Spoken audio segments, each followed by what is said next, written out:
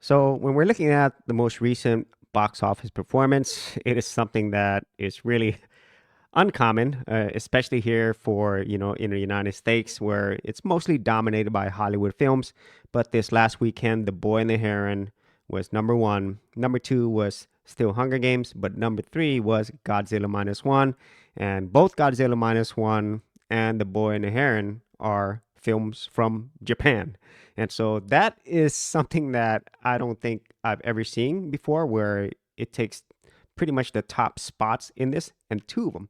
But the one movie that I don't see a lot of people talking about, at least not right now, is, well, a movie that I kind of forgot about as well. And that movie is Five Nights at Freddy.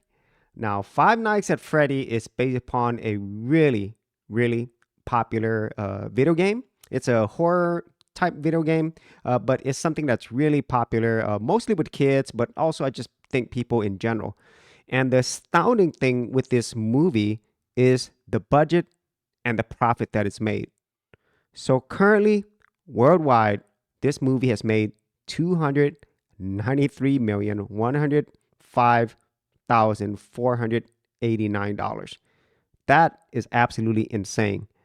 I don't know if it's going to reach 300 million, but well, that is just absolutely incredible. And the reason why I say that is for the fact that the estimated production budget is $20 million.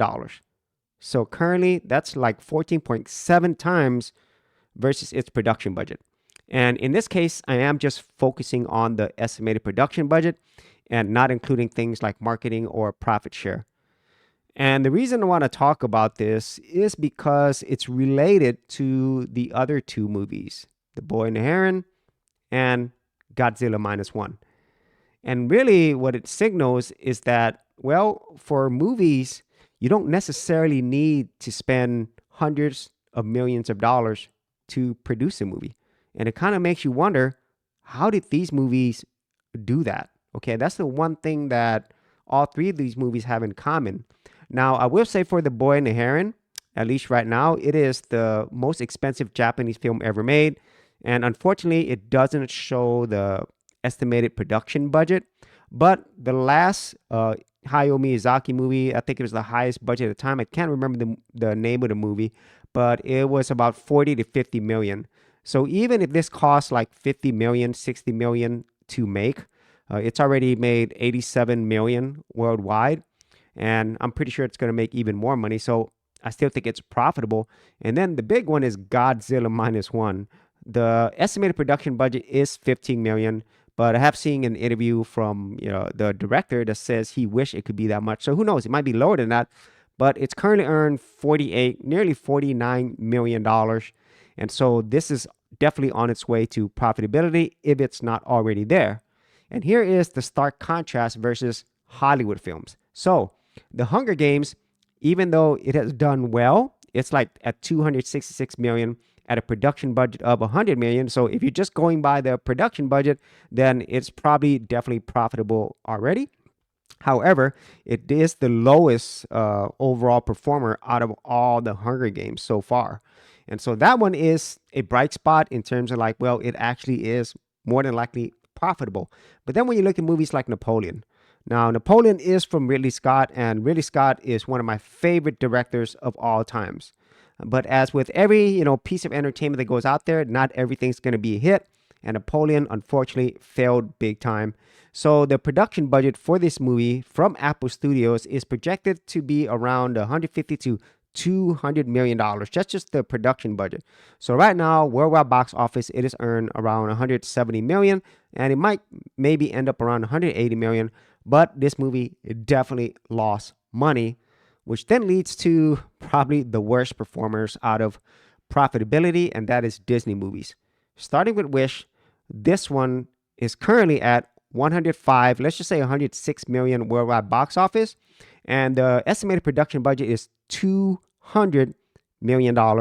I don't think by the end of this theatrical run, it is going to break even and definitely not be profitable. So it's at 0.5 times production budget. So obviously it's not going to reach that of the profitability mark. And then The Marvels. It's currently at 198 million. So let's just say around 200 million.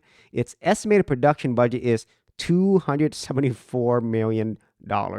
And so it is definitely a money loser as well. So this is a big thing because with Five Nights at Freddy, The Boy and the Heron, and Godzilla Minus One, it shows that you could produce movies at a lower cost. That's the first thing, and be very profitable. But the other thing that all three of these movies have in common, from my opinion and perspective, is the fact that these movies were created for fans. You know, people who love Five Nights at Freddy's came out to watch this movie, even though it was also available on streaming at the same time. And also, The Boy and the Heron, you know, this is Hayao Miyazaki fans, Studio Ghibli, a lot of fans out there. Godzilla Minus One, of course, Godzilla, Toho, people love Godzilla. And so these movies were really made for the hardcore fans or even just general fans. That's really what these movies were made for. And it didn't get the same type of marketing push that any of these much, much bigger movies and more expensive movies got. And even though these movies got a lot more marketing and a lot more press, and, you know, even whenever the Hollywood strike ended, they also got some time on like, talk shows and stuff. So more and more marketing. These three movies, Five Nights at Freddy, Boy and the Heron, Godzilla Minus One, didn't get that, at least not here in the United States. And so hopefully, you know, with these results and, you know, maybe in the future, we might see more of this trend because of the fact that these large movies cost so much money. It's really hard to make a profit, that these companies will start investing more money back into making really great movies. And when I say more money, I mean less bloated budgets, okay? I don't know where all this money went, okay? So hopefully they'll spend their money wisely and really go back to entertaining the fans, making great films with wonderful stories and characters that you care about. And this is something that I think anybody who is a lover of film, shows, just really good entertainment, that is always going to be a foundation, and that's never going to change.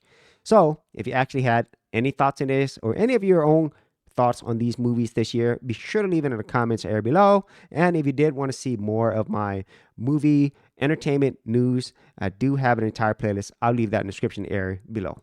Hey geeks, if you are a brand new creator and you simply want something easy to get you started, well, I got something for you with my Creator Starter Kit. This is a super simple step-by-step guide that's going to take you from having no channel to developing your very first YouTube channel, along with ideas, thumbnail designs, and other creator tips, including marketing. And the best part is, all of this is free. Simply head over to the link below, check out my page, and get started creating.